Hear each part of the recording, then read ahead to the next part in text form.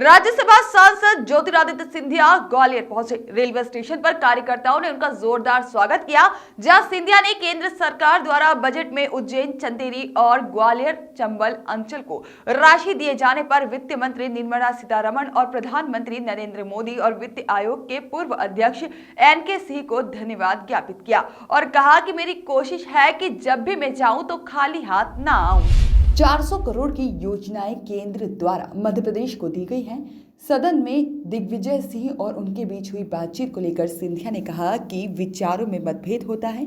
मैं उस परिवार से आया हूं जहां सोच विचारधाराओं में मतभेद हो सकता है, लेकिन एक स्तर होना चाहिए राजनीति का। वही मैंने पिछले 20 सालों में मेंटेन करने की कोशिश की है। उसी संदर्भ में हमारी चर्चा सदन में हुई थी। जो माननीय दिग्विजय सिंह को कहना था उन्होंने कहा और जो मुझे कहना था वह मैंने कहा। सांसद सिंधिया उमा भारती की शराबबंदी की मांग को लेकर टिप्पणी करने से सिंधिया ने इनकार कर दिया और उन्होंने इस मुद्दे को मुख्यमंत्री शिवराज सिंह चौहान और उमा भारती के बीच का संदर्भ बताया।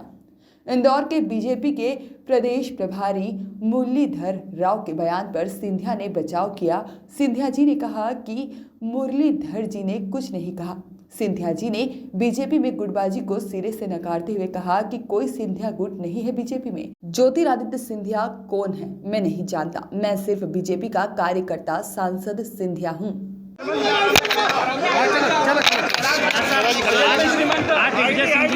क्या हो गया?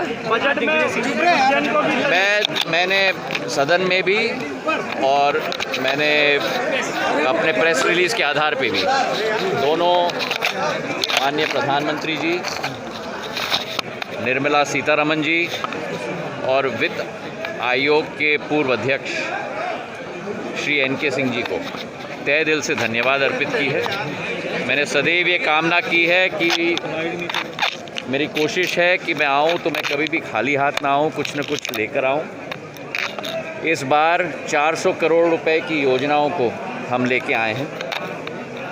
चंबल से मुरैना के लिए पानी और चंबल से ग्वालियर के लिए पानी जो योजना हमने बनाई थी, उसकी वित्तीय सहायता ऋण के आधार पर प्रदेश सरकार लेने वाली थी। मैंने आप लोगों को इसलिए नहीं बताया क्योंकि सफलतापूर्वक कार्य करने के बाद मैं आपके समक्ष रखना चाहता था। पिछले साल के अगस्त के माह में कोरोना काल के समय में ही मैंने वित्त आयोग को चिट्ठी लिखी थी कि मध्य प्रदेश के ऊपर ऋण का भार न हो।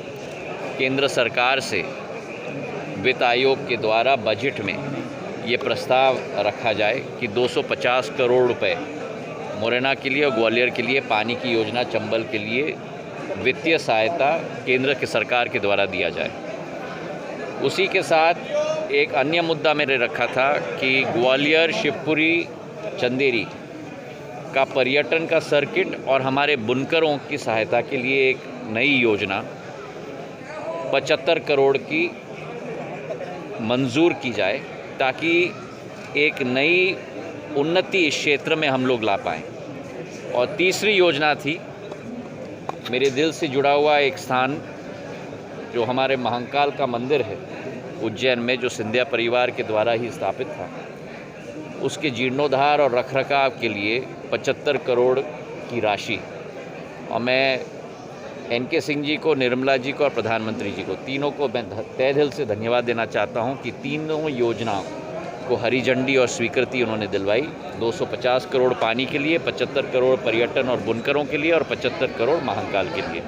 तो ये 400 करोड़ की योजनाएं मध्य प्रदेश को दी गई हैं। मैं तहे दिल से धन्यवाद अर्पित करना चाहता हूँ। महाराज साहब, एक तस्वीर हमने देखी, बड़ी सुहानी थी, उसकी चर्चा बहुत ज़्यादा है। दिग्विजय सिंह जी ने आपको महाराज कहा, सदन में चर्चा हुई, बधाई दी, आशीर्वाद भी दिया है, आपने आशीर्वाद मांगा। देखिए, विचारों का आदान प्रदान होता है, विचारों में मतभेद होते हैं, पर मैं उस परिवार से आया हूँ जहाँ सोच विचारधाराओं में मतभेद हो सकते हैं, लेकिन एक स्तर होना चाहिए राजनीति का, और वही मैंने पिछले 20 सालों में मेंटेन करने की कोशिश की है। और उसी संदर्भ में हमारी चर्चा सदन में हुई थी, और जो हमारे माननीय दिग्विजय सिंह जी को कहना था उन्होंने कहा, और जो मुझे कहना था वो मैंने कह दिया। सिंधिया जी, उमा भारती ने शराबबंदी अभियान शुरू करने की बात कही, आपको क्या लगता है, आप क्या स्टैंड है? ये मुद्दा आदरणीय उमा भारती जी और मुख्यमंत्री शिवराज सिंह जी के बीच का वार्तालाप है, जो आप लोगों के द्वारा ही रिपोर्ट किया गया, जो मैंने पूछा था। मुख्यमंत्री के द्वारा प्रदेश के लिए नीति बनाई जाती है, उन दोनों के बीच का संदर्भ है, उस पर मैं कोई टिप्पणी नहीं करना चाहता। व्यापार मेले को लेकर क्या कहेंगे? व्यापार मेले को लेकर व्यापारी नाराज हैं कई बार से, किस मोटे व्यापारी आ गए हैं। किसके लिए? ग्वालियर का व्यापार मेला में हमारा मेला ऐतिहासिक मेला सदैव रहा है। हर बार इस मेले को प्रोत्साहन देने के लिए हमने सदैव कोशिश की है। इस बार भी हमारा मेला ऐतिहासिक रहेगा। आप लोगों को थोड़ी शंका थी पिछले वर्ष और उसके वर्ष पहले, क्योंकि टर्नओवर इतना गिर गया था, 100 करोड़ तक आ गया था, 4 गुना हो गया, अब 8 गुना हो गया। अब इस साल कोरोना की वजह से मेरी आशा है कि कम से कम पिछले साल का रेवेन्यू तक तो पहुंच जाना चाहिए। हमारा साहब एक आखिरी सवाल है कि मुरलीधर राव इंदौर में थे, उन्होंने एक बड़ा स्टेटमेंट दिया कि सिंधिया जी की वजह से हमारे कुछ लोग वंचित रह गए। देखिए आप लोगों कृपा करके देश में लोगों को जोड़ने की कोशिश करो।